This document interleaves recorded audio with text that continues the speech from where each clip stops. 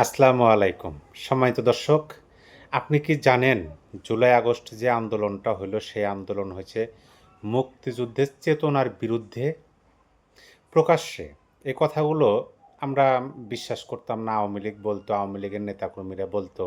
আমরা বিশ্বাস করতাম না। আমরা মনে করতাম যে তারা তো ক্ষমতায় থাকতো। শুধু এই কথাগুলোই বলছে যে মুক্তিযুদ্ধের চেতনা, বঙ্গবন্ধুর আদর্শ, এই কথাগুলো বলছে। এখন তারা ক্ষমতাচ্যুত হয়েছে, এখনও তারা এই কথাগুলো বলছে।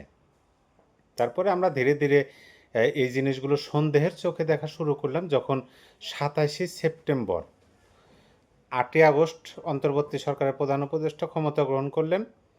সেপ্টেম্বরের ২৭ তারিখে ভয়েস অফ আমেরিকাতে প্রধান উপদেষ্টা যে সাক্ষাৎকার দিলেন, সেখানে যে রিসিট বাটনের কথা বললেন, তারপরে থেকে কিন্তু আমাদের সাধারণ মানুষের মনের মধ্যে প্রশ্ন উঠল এবং সন্দেহের তীরটা জোরালো হতে লাগলো। এবং আওয়ামী লীগ, আওয়ামী সভানেত্রী বা আওয়ামী লীগের কথাবার্তা আমাদের মনে হলো যে না, হয়তো বা তারা সঠিক বলতেছে যে এই জুলাই আগস্ট আন্দোলনটা একটা মানে চক্রান্ত এবং মুক্তিযুদ্ধের বিরুদ্ধে বা মুক্তিযুদ্ধের চেতনার বিরুদ্ধে তারা আন্দোলনটা করছে, এরকম সন্দেহ শুরু হলো। কিন্তু মুখ ফসকে মুখপাত্র ইনকিলাব মঞ্চের মুখপাত্র এই বিষয়টা পরিষ্কার করে দিলেন। তার নাম হচ্ছেন শরীফ ওসমান হাদি। তিনি নিজের মুখেই মানে মুখ ফসকেই বলে দিলেন যে কোট আনকোট মুক্তিযুদ্ধের চেতনার বিরুদ্ধেই তো জুলাই আন্দোলন হয়েছে। আচ্ছা, আমার কথায় আপনাদের বিশ্বাস করার দরকার নেই, আমি আপনাদেরকে শোনাই। এই মুক্তিযুদ্ধের চেতনা কোট আনকোট এইটার বিরুদ্ধেই তো ছুড়াই হয়েছে। এই মুক্তিযুদ্ধের চেতনা কোট আনকোট এইটার বিরুদ্ধেই তো ছুড়াই হয়েছে। এই মুক্তিযুদ্ধের চেতনা কোট আনকোট এইটার বিরুদ্ধেই তো ছুড়াই হয়েছে। এই মুক্তিযুদ্ধের চেতনা কোট আনকোট এইটার বিরুদ্ধেই তো ছুড়াই হয়েছে। আশা করি বুঝতে পারছেন। স্পষ্ট ভাষায় কিন্তু তারা পড়ে দিল যে কোট আনকোট মুক্তিযুদ্ধের চেতনা এটার বিরুদ্ধেই নাকি জুলাই হয়েছে।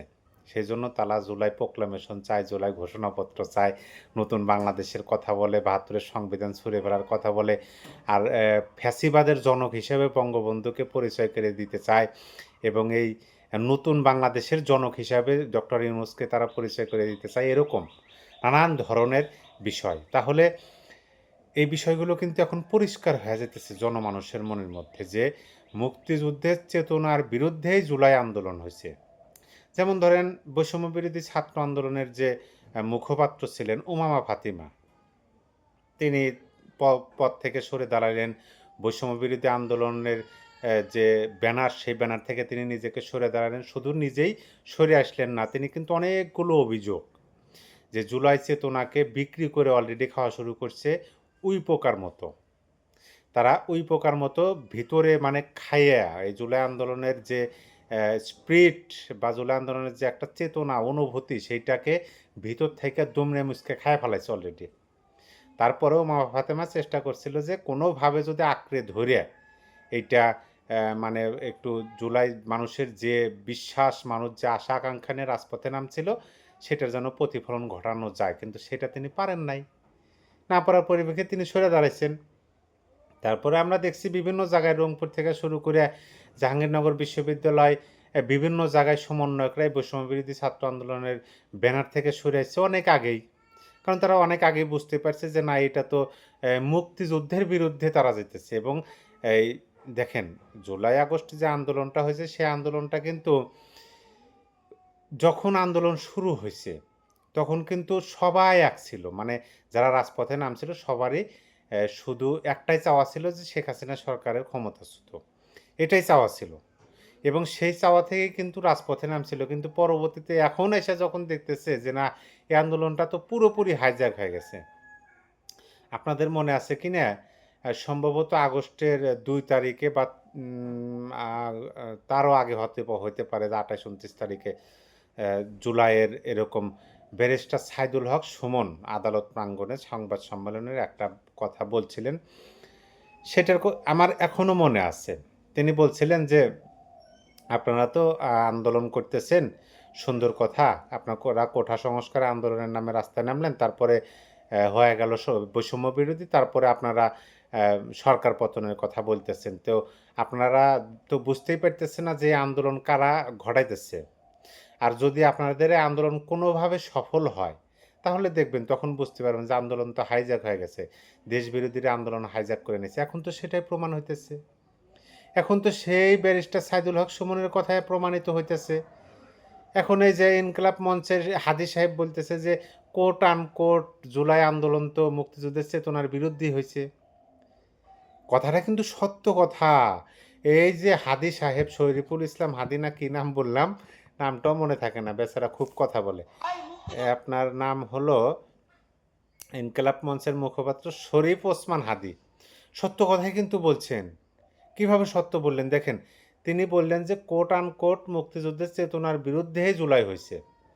আর জুলাই আন্দোলন সফল হওয়ার পরে প্রধান উপদেষ্টা স্বয়ং বললেন যে রিসেট বাটন পুশ করা হয়েছে, তার মানে মুক্তিযুদ্ধ নাই, ৭২-এর সংবিধান নাই, বঙ্গবন্ধু নাই, মানে মুক্তিযুদ্ধের কিচ্ছু নাই। তারপরে আমরা দেখলাম কি যে মুক্তিযোদ্ধাদের গলায় জুতার মালা, তাদেরকে অপমান, মুক্তিযুদ্ধের স্মৃতি ভাস্কর্য, বঙ্গবন্ধুর ভাস্কর্য, এমনকি কয়দিন আগে মৃত্যুঞ্জয় প্রাঙ্গণে যে ৫ই আগস্টের পরপরই তো বঙ্গবন্ধুর যে বিজয় সরণিতে যে ভাস্কর্য সেটা ভাঙছে। কয়দিন আগে মৃত্যুঞ্জয়ে যে ওখানে যে ৭টি আপনার দেওয়াল ছিল সেইটাও মাটির সাথে ঘুরে দিয়েছে, সেটা নাকি উন্মুক্ত জায়গায় করবে এবং নতুন আঙ্গিকে বানাবে তারা। এই জুলাই আগস্টের যে যোদ্ধারা, যে শহীদরা, সে তাদেরকে একত্রিত কইরা তাদের সহ আর ওইখানে ছিল কি, ওইখানে ছিল ভাষা আন্দোলনের ইতিহাস, ঐতিহ্য, মুক্তিযুদ্ধের ইতিহাস, ঐতিহ্য। সেই মৃত্যুঞ্জয় প্রাঙ্গণের সেই ঐতিহ্য মাটির সাথে মিশে দিচ্ছে। আরও কত কি হইতেছে। আমার তো মনে হয় যে এরা যদি আর বেশি দিন মানে কিছুদিন সুযোগ পায়, এরা জাতীয় স্মৃতিসৌধ যে আছে আমাদের, সেটাও নতুনভাবে তারা করতে পারে, এটা আমার মনে হয়। কারণ এরা ধীরে ধীরে মুখোশের আড়াল থেকে বের হইতেছে। এরা বলছে যে যদি ৫ই আগস্ট সরকার স্বাভাবিকভাবে ক্ষমতাচ্যুত না হতো তাহলে তারা কি করত? তারা সশস্ত্র যুদ্ধ করত। তার মানে সশস্ত্র যুদ্ধ করার মতো অস্ত্র তাদের কাছে মজুত আছে বা ছিল। এখন এই যে তারা এই কথাগুলো এখন প্রকাশ্যে আসতেছে, মানুষ বুঝতে পারতেছে এবং মানুষ মানে যারা এই যে দেখেন উন্মুক্ত বিশ্ববিদ্যালয় ১৮ই জুলাই কিন্তু আন্দোলন ভেঙে পড়ছিল। এখনকার যারা বড় বড় নেতা নাহিদ, সার্জিস, হাসনাত, তারপরে আপনার আরও যারা আছেন, তারা কিন্তু এই সবাই কিন্তু ডিবি হারুনের ভাতের হোটেলে আন্দোলন উঠায় এনেছিল। আন্দোলন কিন্তু শুরু করলো ১৮ জুলাই থেকে আবার নতুনভাবে উন্মুক্ত বিশ্ববিদ্যালয়। তাদেরকে এখন কোনো তোয়াক্কাই করতেছে না, তাদেরকে দূরে রেখে দিচ্ছে। কি জন্য? যে আন্দোলন দখল হয়ে গেছে। এই ইনকিলাব মঞ্চের এদের কথা শুনে বোঝা যায়। আশা করি বুঝতে পারছেন। সবাই ভালো থাকবেন, সুস্থ থাকবেন। আল্লাহ হাফেজ।